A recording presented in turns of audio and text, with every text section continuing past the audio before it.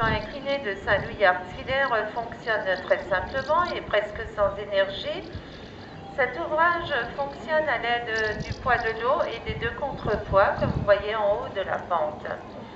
Donc il nous suffit tout simplement d'alourdir le bac en eau pour la descente et de l'alléger pour la remontée. Alors ces deux contrepoids, ce sont deux énormes blocs de béton alourdis par des plaques en fonte et chaque contrepoids pèse 450 tonnes. Ils sont reliés au chariot bac par deux nappes de 14 câbles d'un diamètre de 27 mm et le coefficient de sécurité au niveau de ces câbles est bien sûr très important, il est de 5,25.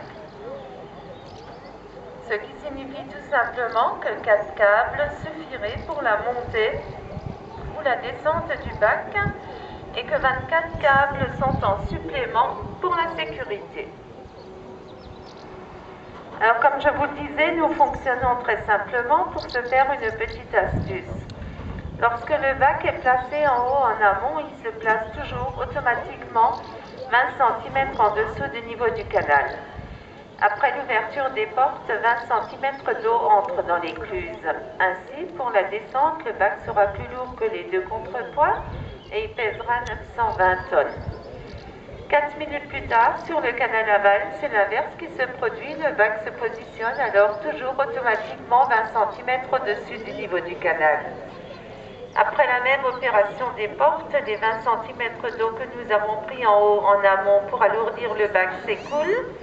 Ainsi, pour la remontée, le bac sera plus léger que les deux contrepoids et ne pèsera plus que 880 tonnes. Alors, mesdames et messieurs, le plan incliné a vu le jour il y a 43 ans. La première péniche a monté cet ouvrage le 27 janvier 1969. Et cet ouvrage remplace une vallée de 17 écluses réparties sur 4 km que le marinier a emprunté depuis 1853 en perdant une journée complète de navigation.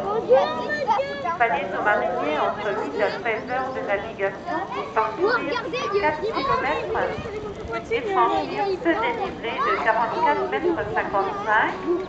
Ce même dénivelé qui a donc été reproduit au plan incliné est franchi aujourd'hui en 4 petites minutes. Voilà, je vous laisse regarder la sortie et ensuite vous pouvez visiter la salle des machines.